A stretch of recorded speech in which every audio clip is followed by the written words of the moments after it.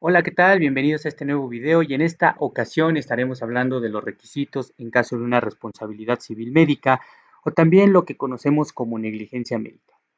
¿Qué elementos lo componen? ¿Qué se necesita para poder entonces hablar de que el médico se ha equivocado y por lo tanto ha cometido una negligencia? En principio de cuentas, si estamos ante una negligencia es porque existe un daño, el cual es definido de forma general como un menoscabo en el cuerpo o en la esfera jurídica de la persona, es decir, en la persona en sí misma o bien en su familia, en sus bienes o en su patrimonio. Sin embargo, para el caso médico en lo particular, el daño se produce en el cuerpo del paciente, ya sea de forma interna o externa o incluso de forma psicológica. Sin embargo, la existencia del daño por sí mismo no significa necesariamente que existe una negligencia o una responsabilidad civil, pues existen en algunas ocasiones justificaciones a este daño.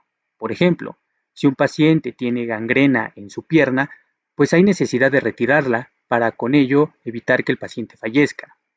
Sin embargo, probablemente el paciente diga que no estuvo de acuerdo con la intervención y que existió una negligencia.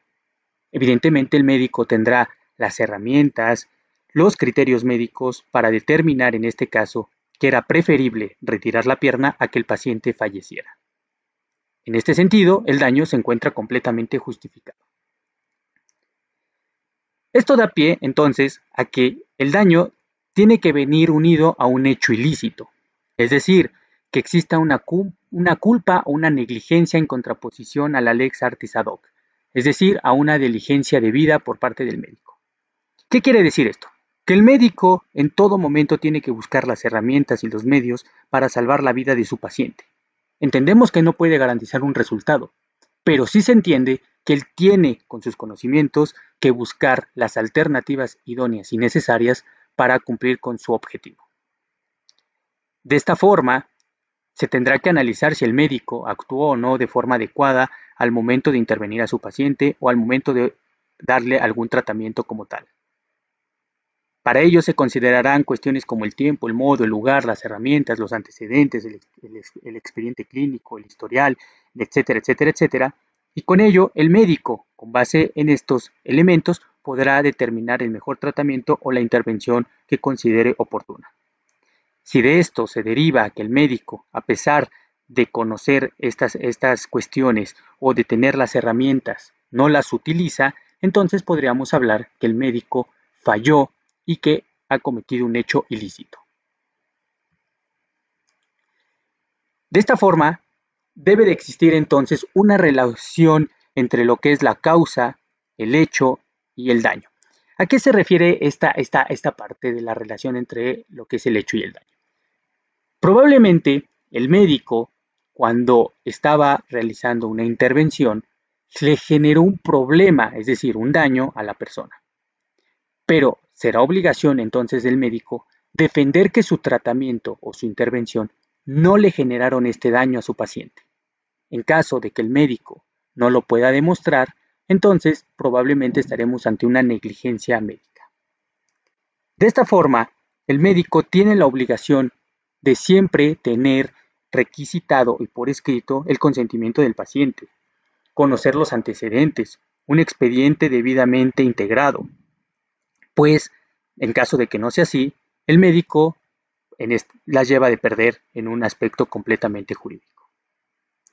Sin embargo, la relación que existe entre el hecho y el daño no siempre se puede determinar con precisión. Y es en este momento cuando otros médicos pudieran integrarse a la investigación y poder determinar si el médico tratante actuó de forma diligente, es decir, actuó de forma correcta, o bien cometió alguna omisión que derivó en que el paciente pudiera tener un daño mayor o bien falleciera.